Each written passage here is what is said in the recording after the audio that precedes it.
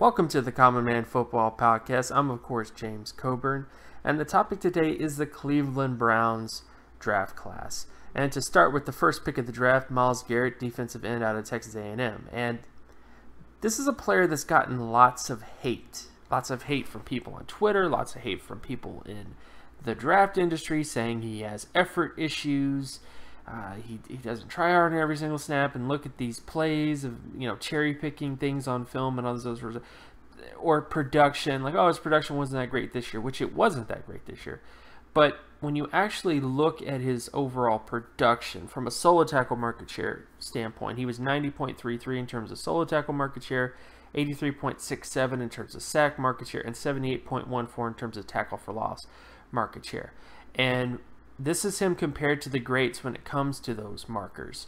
He was good in terms of solo tackle market share, decent in terms of sack market share, and also decent in terms of tackle for loss market share. There's really no reason to question his overall production, and this is the same excuses that people were making about Joey Bosa, who was another player who had good solo tackle market share, good sack market share, good tackle for loss market share, but just happened to have a year in which his production wasn't the best that it could possibly be coming into the draft, which is similar to Myles Garrett, who had an injury. So there's no issues with his production at all. Age-wise, he's also fairly young. He scored a 96.60 in terms of age. Overall production is excellent. And when it came to his overall athleticism, he was 99.43 in terms of explosiveness, 96.32 in terms of speed, and just as an example, his explosiveness next to Dwight Freeney and Mario Williams, he compares favorably with those two who are elite pass rushers. Overall, I think the Myles Garrett pick, if you're just looking at him purely as a pass rusher, he's going to be a great player. He's going to be a guy who I could see becoming a multiple All-Pro or multiple Pro Bowl pass rusher. Either way you slice it, there's not a lot of downside with this pick. And a comparable career could be a Julius Peppers-like player. If you just want to think of a comparison just based on his production, age, and all that stuff kind of mixing and synergizing together, it would be that. Then we get to the next pick of the draft in Jabrill Peppers, defensive safety, linebacker, whatever, from Michigan.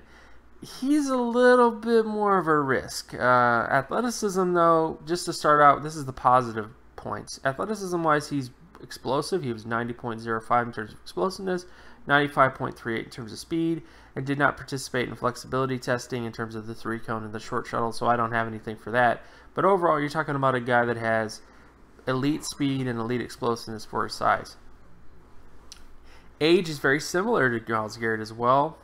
Overall production is decent, but this is the issue with Jabrill Peppers when it comes to his overall projection, is his production.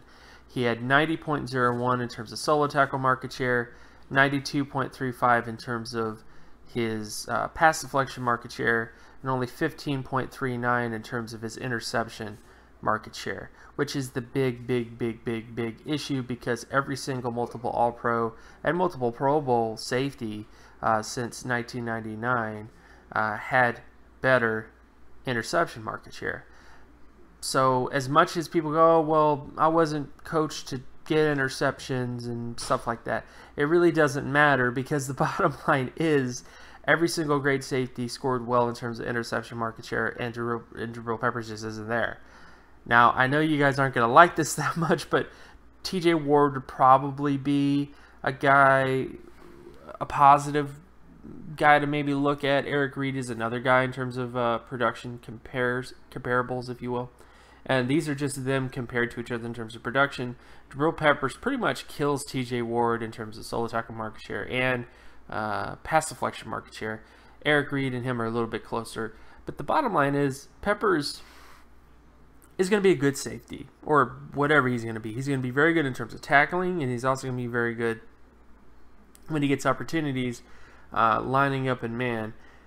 Film-wise, this is where the issues are with Peppers, is when it came to off-man coverage, when it came to him covering guys in space, in zone coverages, he struggled like crazy. Now, can he cover guys in man, like seam routes and those other sorts of things? Yeah, he can cover tight ends fairly well and seam routes.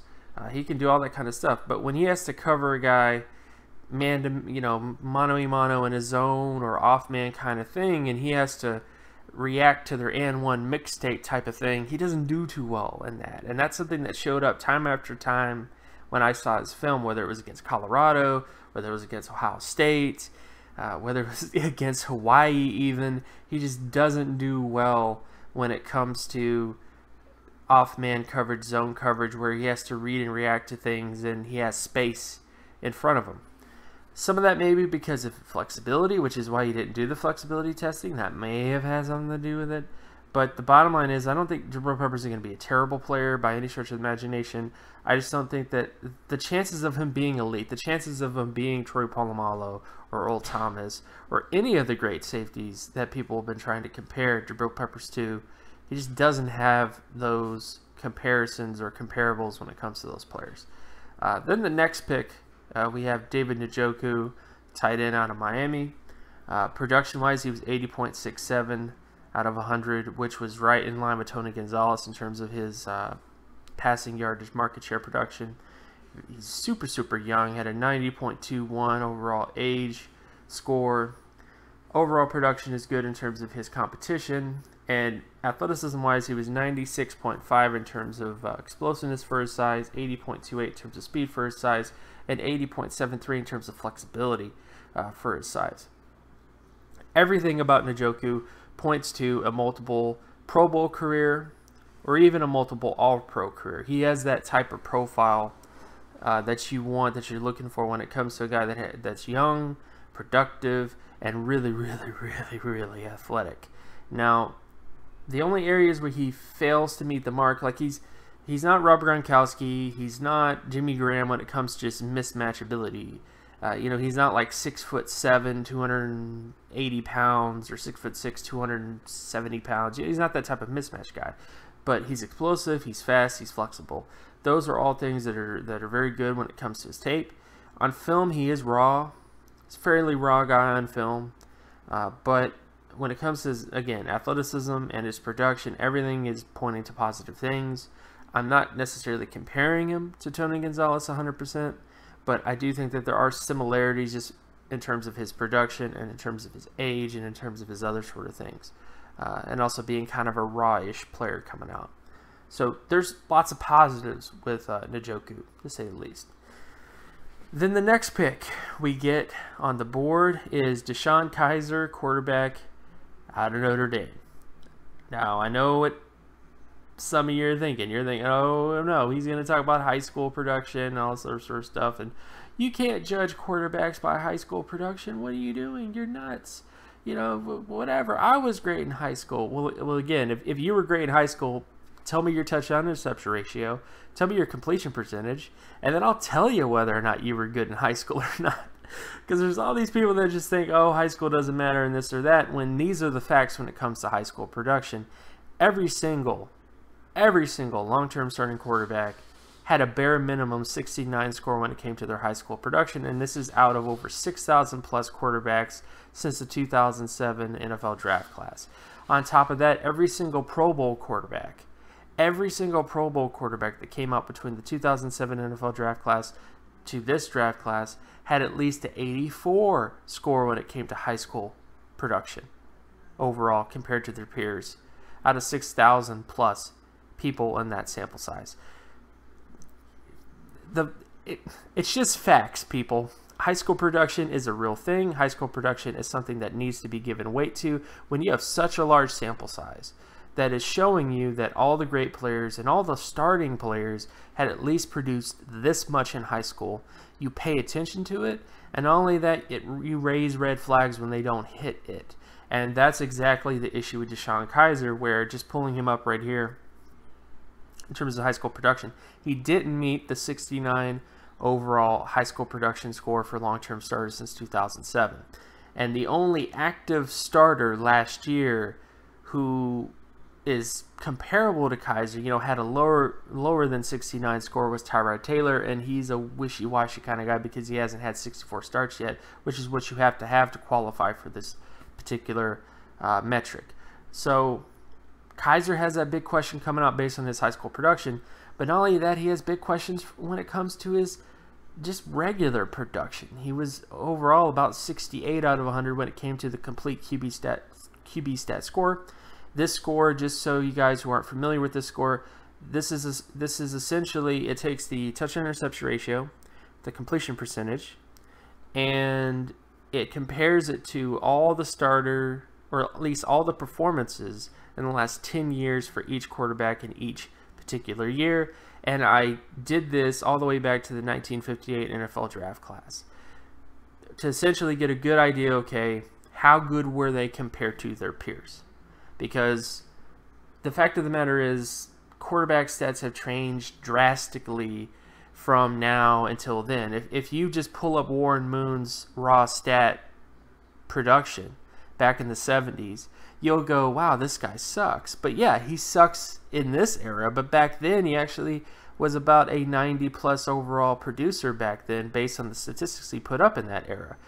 But this is a good way to compare eras, because since you're using a 10-year sample, you're able to compare players within their era and then look at what the markers were for each era. Basically, look at what the commonalities were between the great quarterbacks back then and the great quarterbacks now, and consistently. And this is just the numbers here, guys. This is just the basic facts when it comes to quarterback production. Almost every single multiple All-Pro quarterback since 1958, since the 1958 NFL draft class, had at least a 90 or higher complete QB stat score.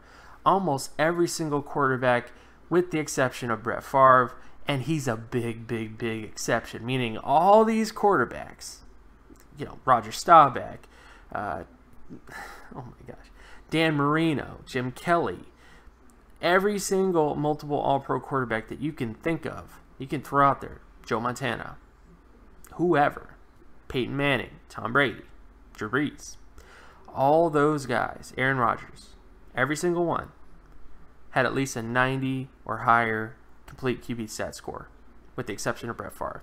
That's it.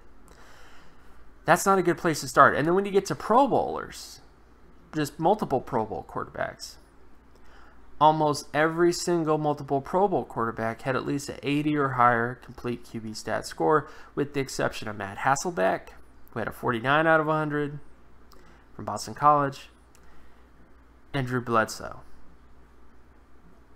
That's it. That is it. So you can see the question marks with Kizer, especially since Kizer had a 68 out of 100 when it came to his complete QB stat score. Now, this isn't a death sentence per se, because the low end for this metric for starters, this is guys who start at least 64 starts or more in their career, is at least 26 or higher when it came to the complete QB stat score. But you can see how when it comes to Kizer, he fails the high school mark, which is a pretty big deal, and he fails to reach the Pro Bowl, or at least the high quality mark, when it comes to his Pro Bowl production and All-Pro production sort of area. So, and then you come to his film, which to me I felt was inconsistent. He wasn't incredibly accurate. He has a big arm. He has some interesting talent, but there's just questions about his leadership. There's questions about his accuracy and mechanics, and it's just a bunch of stuff. Bottom line is, could Kizer become a starter? Based on the stuff that I do, the data aspects of things, I don't think so. Could he be an outlier? Absolutely. Could he? It would be unprecedented for him to become a long-term starter based on his high school production. But it could happen. Anything could happen. The fact that Brett Favre happened is an example of why anything can happen. But I don't necessarily think that that should be your expectation of him going forward, is that he'll be a Brett Favre-like player. I think that there's more things pointing towards disappointment with Kizer than there is positives. And that's just my general feelings when it comes to Deshaun Kizer. Then next up we have the defensive tackle Larry Ogunjobi, defensive tackle out of Charlotte. The highest player drafted from Charlotte ever, by the way. But there's lots of positive. He's super productive. He had 89.28 in terms of solo tackle market share, 87.53 in terms of sack market share, and 99.45 in terms of his tackle for loss market share, which is incredible, by the way. I mean, that's really, really high. Age-wise, he's not the best. He's 60.44 in terms of his age. Overall, that's his age score. Overall production is decent. His athleticism is also very good. I mean, he was 92.39 in terms of his explosiveness, 84.96 in terms of speed, and 70.31 in terms of flexibility. He compares really, really well to Derek Marks, the defensive tackle, former defensive, I think he's a defensive tackle of the Tennessee Titans right now. I'll have to double check that. But he compares very favorably to him, I think. There's lots of positives here. Again, he's athletic, he's productive. It's a common theme so far in this draft class. They got guys that were productive, and they got guys that were, Ogunjobi isn't young, but he's the first old guy they got. But he's also very productive and athletic. So all that stuff is showing up with this draft class in terms of those sort of markers. So I think he has a good shot to be a very good starter for them. Pro Bowl, All-Pro aspirations, I wouldn't put that on him because, again, age-wise, most of the All-Pro, Pro Bowl defensive tackles were fairly young players coming out. The oldest to actually become multiple All-Pro, multiple Pro Bowl player was Ndamukong Suh, and he's a much more athletic player, much bigger player, and much more productive player coming out than Ogunjobi. So I don't think that that's the expectation that you want to put on him, but I do think that he can become something good. I mean, everything is pointing towards good things with Ogunjobi. So I say at the very least you got a starter there when it comes to him as a penetrating 3-tech or some sort of thing of that ilk, or even a nose tackle-ish, whatever you call nose tackles nowadays that are only like 300-ish pounds instead of 330 pounds. But overall, I like that pick. I think that's decent. Next up, we have Howard Wilson, cornerback out of Houston. This is where things got a little weird.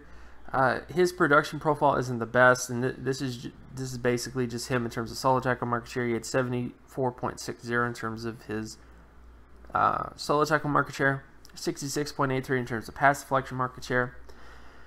The solo tackle market share is fine. The pass deflection market share is where we got problems because every single multiple All-Pro and multiple Pro Bowl cornerback since the 1989 NFL draft class, which includes Deion Sanders, by the way, primetime, had at least 77 or higher when it came to the pass deflection market share metric.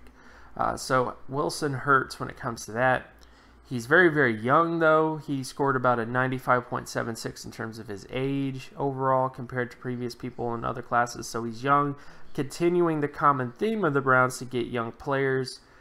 Production overall, though, I mean, his MSA rating, or at least his schedule-adjusted production, was not bad either. He scored an 88.39 when it came to his age, plus his solo tackle market share, plus his pass deflection market share. So there's no problems from that perspective. There's problems from a pass deflection market share, and this just caps his upside, to say the least, is that the potential for him to be an All-Pro, Pro Bowl player are very, very, very, very low. But at least his production overall is, and for his age especially, is at a place where you could expect starter level stuff. But then we get to his athleticism, and this is the only area where there is some cause for concern. He had a 90.37 in terms of explosiveness, 15.11 in terms of speed, and 77.82 in terms of flexibility for his size. He tests very similarly to most zone corners. He's not as fast, and this is just him compared to other guys like him. Altron Werner is sort of like him, Brandon Flowers is sort of like him, but all those players are faster, all those players are more explosive, and more importantly, Howard Wilson, his explosiveness, 99.37, is really, really low, and the speed score, 15.11, is really, really low.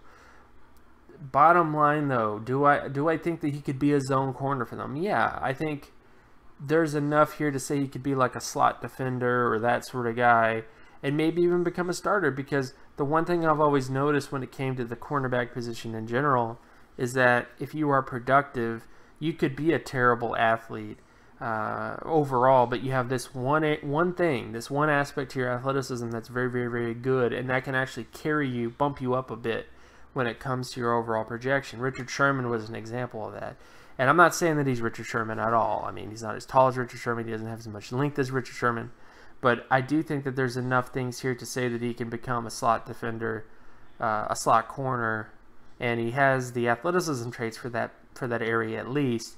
You just don't want him to be boundary corner. You don't want him to be lined up against guys that are fast, guys that are explosive, and you don't want him in man coverage that much either, because he just isn't a guy that's going to be able to hold up very well when it comes to that position.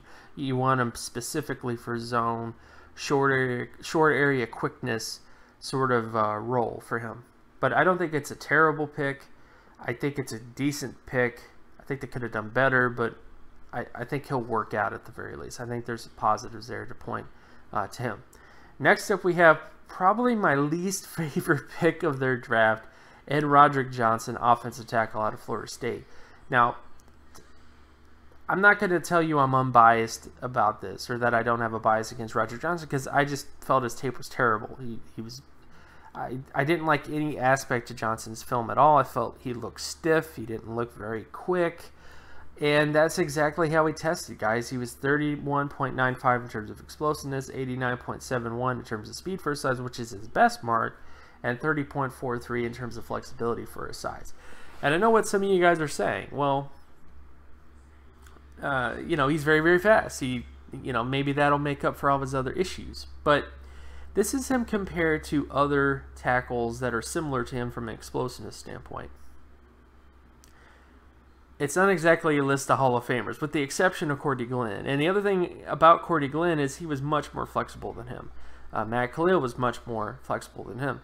And the one thing that most of these guys have in common when it comes to issues is explosiveness. And this is the best way I can explain, because there's lots of people who go, well, athleticism doesn't matter at offensive tackle. It's all about technique and blah, blah, blah, blah, blah. No, you're wrong. Because yes, technique does play a role in offensive tackles and offensive linemen. It does.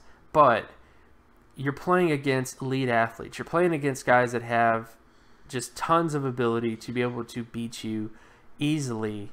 And it doesn't matter how great your technique is if you can't get out of your pass set quick enough because you're not explosive enough. You're not going to be able to do much of anything against most edge rushers.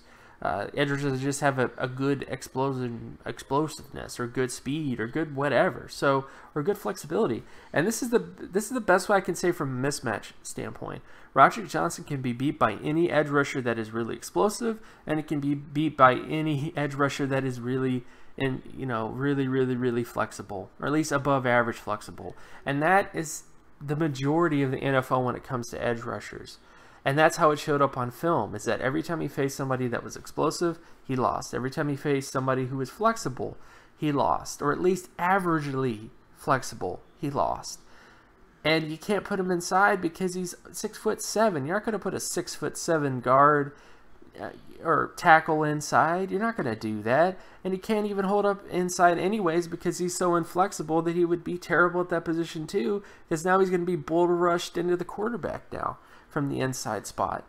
So I don't know what else to say, man. Roderick Johnson is just not a very good pick for you guys. There's not enough positives here to say that he's going to become a long-term starter. I haven't found a single offensive tackle athlete in the last 20 years that was successful with Roderick Johnson's combination of athletic traits. I tried to find guys. I found some guys that are similar, guys that were really not explosive, guys that were not flexible but had above average speed, and these are the guys right here. And none of those guys were long-term starters. Most of those guys were backups, and some of them were just reserves. Didn't even get a shot. So all I can say is I did not like this pick. I don't think this pick is going to work out. I'm sorry, but that's just how I feel about it. And for offensive line coaches out there, they get all in my grill. You don't like Roderick Johnson's film either. All you offensive line people out there who just watch the film and you eat film all day, and you hate me because I talk about data and all this sort of stuff, and you think data is useless at offensive line evaluation. Even you guys don't like Roderick Johnson. So don't criticize me because I add stuff to bolster your argument against him. Then the next pick in the draft is Caleb Brantley, defensive tackle, defensive end, whatever he is, interior defensive lineman Caleb Brantley from Florida. Overall, his production, he was 65.65 in terms of solo tackle market share, 28.23 in terms of sack market share, and 81.84 in terms of tackle for loss market share. Just based on this and based on this film, he's much better as a run defender than he is as a guy to get the quarterback on the ground. His age is not the best. He's 69.60 in terms of age for his size, which is good, not great. And overall production, which is just everything combined, production-wise, he was 65.54, and that was adjusted for his strength of schedule, which Florida did not have a very tough strength of schedule, guys, actually. This is Florida's strength of schedule over the last 3 years, just so you guys know. Athleticism-wise, he's 42.22 in terms of explosiveness, 51.16 in terms of speed, and 63.86 in terms of flexibility for his size. He's very similar to Jonathan Allen. He's very similar to Fred Robbins. He's very similar to Brandon Mebane. He has a really, really weird profile because most of the 3 techs are really explosive and really fast. And Brantley is not really explosive. Brantley is average speed. He's mostly flexible. He fits the profile more of a guy that 2 gaps than 1 gaps, surprisingly. So other than the off the field stuff, and I don't, again, as a data guy, I don't care about the off the field stuff that much. I'm working on a criminal metric or a character metric, I guess. But Brantley is a guy who could be a starter, possibly. That's the best case. High end upside is starter, but he doesn't have enough in his profile to say that he's going to be a Pro Bowler or an All-Pro guy, because he doesn't have the athleticism of an All-Pro or Pro Bowl guy. He doesn't have the production of an All-Pro or Pro Bowl guy.